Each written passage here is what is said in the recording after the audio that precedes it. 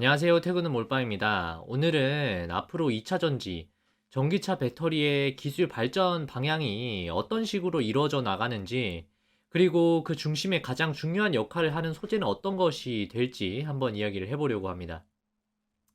결론적으로 제가 오늘 소개하려는 기업의 주요 사업을 이해를 하기 위해서는 이 앞서 말씀을 드리려는 내용들을 전반적으로 이해를 하고 계셔야 왜 이 회사가 좋은지, 앞으로 매출 성장이 확실하게 나타날 거라고 기대를 하는지를 납득을 하실 수 있을 겁니다.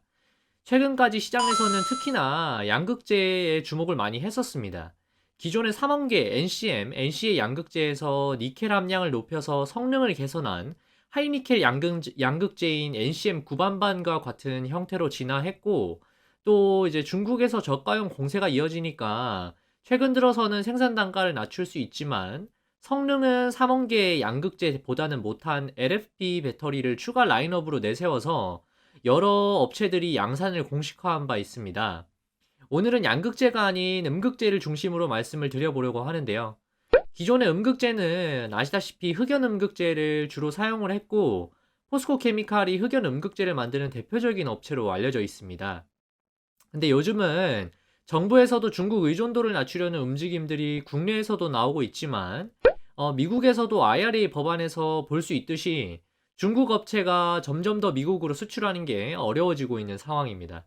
때문에 현재 흑연 중심 응급제 시장에서는 중국의 독점 체제에 따른 의존도가 너무나 높기 때문에 앞으로의 의존도를 더 줄어들게 하기 위해서 차세대 음극재로 넘어가려는 움직임이 더 빨리 나타날 것으로 보이고요. 최근 들어서는 실리콘을 음극재에 조금씩 섞어서 쓰는 형태로 일부 고급 차종에 사용이 되고 있고, 대표적인 차종이 포르쉐 타이칸입니다. 실리콘을 조금씩 섞어 쓰게 되면 주행 거리가 늘어나고 충전 시간은 단축할 수 있는 효과가 있기 때문에 본질적으로 전기 자동차를 구매하는 걸 망설이는 주요 고민인 충전 인프라에 대한 부족한 부분을 어느 정도 만족을 시켜줄 수 있기 때문에 주요 자동차 업체들이 계속해서 고민하고 있는 발전시키고 싶은 핵심 역량 중에 하나라고 보시면 되겠습니다. 아직까지 실리콘을 섞어서 쓰는데 필요한 재료들의 단가가 높기 때문에 중저가형 모델에 들어가는 제품에 사용되기는 사실 조금 어려운 단계이고, 대주전자 재료가 이 실리콘 음극재를 만드는 업체로 잘 알려져 있습니다. 과거에 제가 영상으로도 소개를 해드렸었던 기업이죠. 표에서 보시면 실리콘 음극재 밸류체인은 실리콘 음극재를 만드는 데 필요한 소재들을 대주전자 재료와 같은 업체로 공급을 하고, 이를 잘 배합해서 실리콘을 섞은 음극재를 LG 에너지 솔루션과 같은 셀메이커로 공급하는 순서로 되어 있습니다. 실리콘 음극재를 잘 만드는 대주전자 재료에서 관련해서 소개를 해드렸었던 영상을 참고를 해보시면 차세대 음극재 기술에 대한 이해도가 조금 더 높아질 수 있으니까 참고를 해보시고요. 조금 전에 실리콘을 음극재에 조금씩 섞는 형태로 기술 방향이 흘러가고 있다 말씀을 드렸었는데, 현재까지는 실리콘을 섞는 함량이 5%가 채 되지를 않습니다. 실리콘이 비싸지만 최근에는 미국에서 IRA 법안으로 인해서 충분히 원가에 대한 부담이 줄어들었기 때문에 10%의 실리콘을 첨가한다고 가정을 했을 때 단가가 킬로와트당 4불 이상 증가를 하게 되지만 인센티브로 커버할 수 있는 수준이기 때문에 향후에 IRA 법안으로 보조금이나 세제 혜택이 있는 5년 동안은 이 실리콘 음극재 채택률이 급격하게 증가할 가능성이 높다라고 보고 있습니다. 그런데 실리콘을 음극재에 섞어서 쓰기 위해서는 반드시 기술 발전이 더 필요한 물질들이 있습니다. 바로 도전제라는 물질입니다. 도전제라는 것은 활물질들 간의 전자 이동을 도와주는 역할을 해주는 것인데, 국내에서는 최근에 가장 기술력이 높다고 평가받고 있는 CNT 도전제를 골고루 섞을 수 있도록 해주는 기술이 좋은 업체로 나노신소재가 대표적인데, 이 기업도 제가 지난번 영상에서 언급을 드렸었던 종목 중에 하나입니다. 이후에 CNT 도전제의 중요성이 부각이 되면서 최근에는 주가가 어마어마하게 상승을 한 모습을 보여주고 있습니다. 도전제라는 것은 활물질들 사이의 전자의 이동을 촉진시켜주는 물질로서 기존에는 블랙이라는 도전제가 주로 사용이 되어 오다가 실리콘을 조금씩 음극재에 섞어서 쓰게 되면서 CNT, 즉 탄소 나노튜브 형태인 도전제를 사용을 하기 시작했습니다. 강도가 높고 열 전도율이 높아서 카본 도전제보다는 더 적은 소량으로도 높은 성능을 내기 때문에 그만큼 활물질을 더 사용할 수 있게 되고 배터리의 용량을 올리는 데 적합한 물질로서 최근에 주목을 받고 있는 것입니다. 그림에서 보시면 실리콘을 음극재에 섞었을 때 문제가 될 수 있는 부분이 바로 실리콘을 팽창하려는 성질과 충전과 방전을 거듭했을 때 크랙이 발생한다는 단점인데요. 이를 CNT 도전제가 잘 잡아줄 수 있다는 연구 결과가 나오면서 이 부분이 실제로도 적용이 되고 있는 것입니다. 보시다시피 앞으로 본격적으로 CNT 도전제가 카본 블랙 도전제를 대체하기 시작할 것으로 전망을 하고 있고 2026년에서 2028년쯤이 되면 CNT 도전제가 차지하는 비중이 더 커질 것으로 보입니다. 아무래도 국내에서는 기술력으로는 가장 선도 기술을 보유하고 있고 산업을 리드하고 있는 LG에너지 솔루션에서 가장 CNT 도전제를 적극적으로 사용할 것으로 기대를 하고 있고 실제로 나노 신소재가 만드는 CNT 도전제 분산액을 활용해서 음극재를 만들고 있습니다. 그 밖에 SK온이나 삼성 SDI에서도 고객사의 니즈가 있기 때문에 CNT 도전제 사용은 사실상은 불가피하고 당연히 따라가야 하는 업계의 방향성인 것으로 보입니다. 표에서 한번 보시면 나노 신소재는 현재 음극용 CNT 도전제 분산액을 독점적인 위치에서 공급을 하고 있는 것으로 확인이 됩니다. 그리고 또 이 표에서 도전제의 발전 방향을 한번 보시면 기존의 카본 블록에서 CNT 그리고 앞으로는 그래핀 순서로 발전이 되고 있고 현재는 CNT가 막 사용되기 시작한 시점이라고 보시면 되겠고 앞으로는 그래핀이 또 다음 차기 물질로 주목받을 가능성이 있습니다만 아직까지 도전제로서 제대로 채택이 된 사례나 기업들이 나타나지 않고 있는 것으로 확인이 되어서 시기적으로는 그래핀은 아직까지 도전제로 사용되기에는 이르다는 생각을 하고 있습니다. 오늘 소개하려는 기업은 앞서 말씀드린 CNT 도전제를 만드는데 필요한 물질인 CNT 파우더를 만드는 업체로 최근에 신규 상장된 제이오라는 업체입니다. 앞서 말씀드린 CNT는 두 가지 종류로 나뉘어지는데 싱글월과 멀티월 이렇게 층이 단일로 이루어져 있는지 여러 개로 이루어져 있는지에 따라서 구분이 됩니다.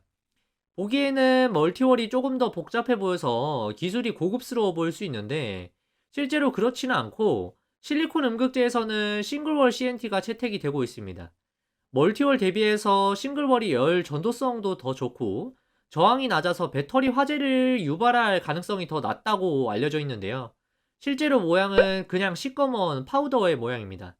싱글월 기술이 더 어려운 이유는 CNT는 본래 물질의 성격이 응집하려는 성격을 가지고 있기 때문에 자기들끼리 뭉치려고 하고 그래서 이를 하나로 떼어내는 게 더 어렵기 때문에 싱글월 기술이 더 기술적으로는 어렵다라고 보는 것입니다.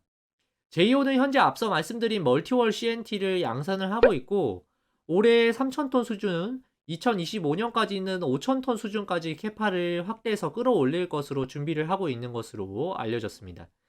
IPO 시장이 어려운 최근 시장 환경에도 불구하고 성공적으로 자금 조달을 했기 때문에 캐파 확장에 필요한 자금은 어느 정도 마련이 되어 있는 상태입니다.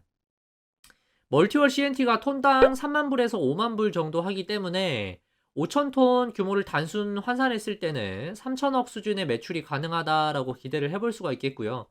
싱글월 CNT는 멀티월보다는 훨씬 더 비싼 가격을 형성하고 있는데 톤당 200만 불 수준이기 때문에 지금 수준의 가격으로는 공급받아서 완성차에 적용하기에 부담스러운 가격대일 것으로 보이고 향후에 100만 불 수준까지는 낮아질 수 있을 것으로 기대를 하고 있습니다. 제이오는 싱글월 CNT 생산량도 향후에 조금씩 확대를 해나갈 계획을 갖고 있습니다. 아직까지 대량 양산 기술력은 진행 중인 것으로 알고 있는데 국내에서 싱글월 CNT 생산량이 가장 빨리 대량으로 나올 수 있는 업체는 코본이 될 것으로 보는데 아직 상장되지 않은 기업이라서 제이오의 비교 대상은 현재까지는 없다라고 보는 것이 맞겠습니다. 제이오가 만드는 제품 라인업을 보시면 TWCNT, Thinwall CNT라는 제품이 있는데 가격은 멀티월 CNT 수준에 가까우면서 성능은 싱글월 CNT에 가까운 성능을 보이고 있어서 품질과 가격 경쟁력이 산업 내에서 꽤나 높은 것으로 알려져 있다고 합니다.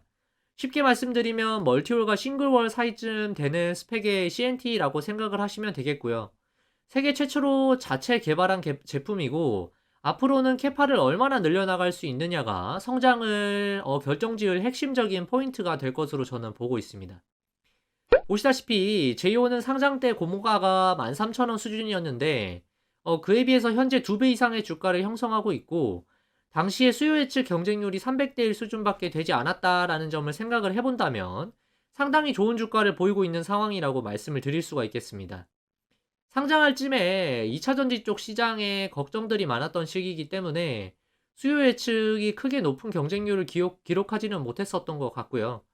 사실 제이오는 원래 플랜트 사업을 하던 업체인데 신규 사업으로 이 CNT 도전제 사업을 시작한 것이고, 본격적으로 매출이 유의미하게 1000억대까지 늘어나기 시작하면서 CNT 소재 매출이 절반 이상 나오는 시점은 한 2024년 이후가 될 것으로 예상을 하고 있습니다.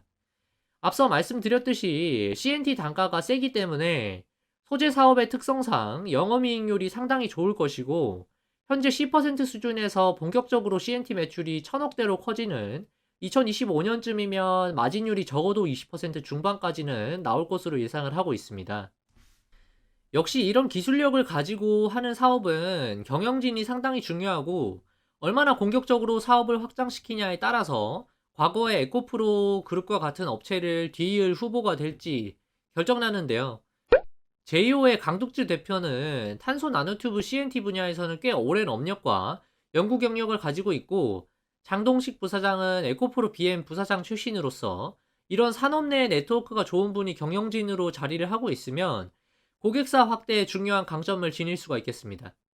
현재 앞서 말씀드린 국내 CNT 도전제 양산으로 주목받고 있는 업계의 1등 지위의 나노 신소재에도 제이오가 만드는 CNT 파우더가 들어가고 있고, 그 밖에도 SK온, 비아디, 노스볼트와 같은 중저가 셀을 양산하는 업체들에게도 공급을 하고 있는 것으로 확인이 되고 있습니다. 상장된 지 얼마 안 된 업체인 만큼 보호예수 물량이 풀려서 매물로 쏟아질 수 있는 오버행 이슈는 반드시 체크를 해봐야 되는데요.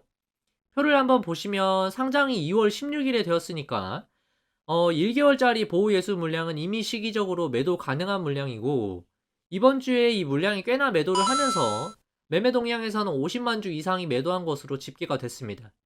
SK이노베이션 물량은 아마 SK온과 향후 협력 관계를 가져가기 위해서 전략적으로 투자해놓은 물량이 가능성이 높기 때문에 1년 보유예수가 있음에도 이후에 매도로 나올 가능성은 크지 않다라고 보고 있고요.